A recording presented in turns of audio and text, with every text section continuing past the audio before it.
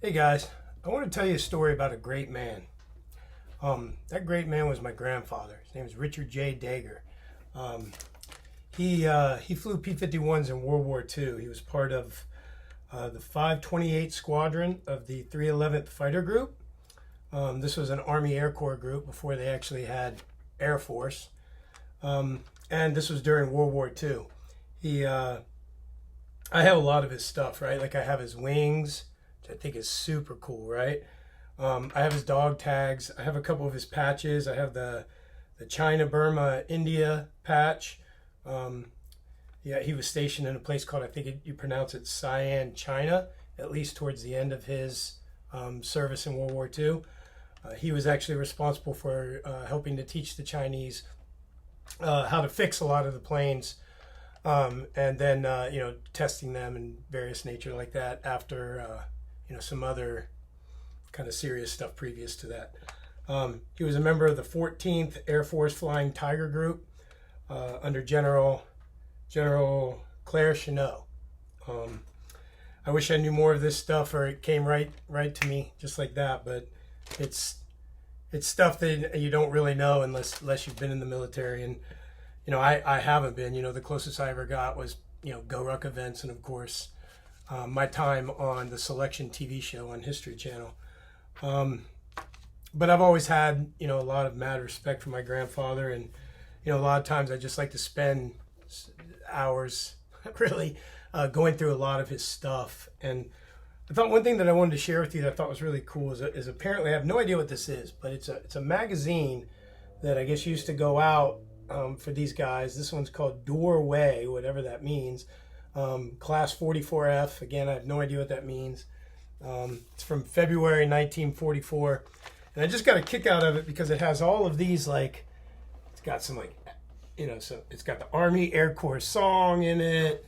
I guess it calls out a couple people that my grandfather, by the way, while he was, serious guy, he also was a bit of a troublemaker. And he wrote right here in his own handwriting about this guy here. It says, "Men we roast." And then my grandfather wrote, "Like hell." And then down here he wrote BS. So apparently he didn't like the guy. But what's funny is that throughout this whole thing, throughout this whole magazine, he writes little tidbits that I find very funny. Like there was a cartoon of of a pilot napping, and my grandfather wrote, "My specialty." He was very humble. He's a bit of a badass, but he was very humble. And you go through here and you different class pictures and stuff of different, I guess, either fighter groups or squadrons or whatever. And he would make notes about different guys, maybe pointing out his instructors. Like in this one, he would actually write, draw the guy down there and say, "My instructors," if you can see that, in his own handwriting. And it, as obviously as me knowing the man, I just think that's so super cool. But this one really caught me by surprise. It's a photo of, I guess, maybe their R&R area. And it shows everybody having fun and swimming. And you see a little bit of handwriting there that he had written. And as I looked at it closely, it said, "Ain't this a laugh? I've never seen it like this since I've been here."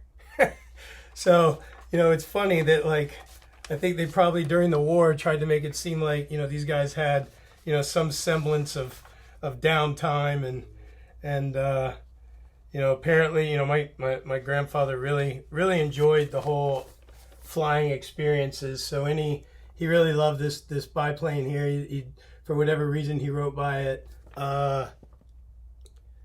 Yes. It must have been times that he really enjoyed. He would love to point out the different horsepower of the various engines to my grandmother. He would always send these back home with all his little commentary on them. Very funny, right? But anyway, just wanted to share that with you. It's fun to go through and look at some of these things. You look at these pictures and it's like perfect stuff for directors of movies, right? Like whoever want to make old movies. It's, that's all our frame of reference is, right? Is this kind of stuff. And here he says, "Look at everybody relaxing," and he goes, "That's certainly not us because they have tans." So he loves to pick on sort of, you know, the Army's method of trying to make war look like there were some comforting moments. I don't think he had very many comfortable moments. But anyway, that's just me sharing my grandfather, Richard J. Dager, again of the 528 Squadron of the 311th Fighter Group, based in Sian, China. Thank you for listening, and I hope if you have some family members out there that you admire, that you adore, that you know, helped be responsible for us having a boatload of freedom, that you like to share them as well. Thanks.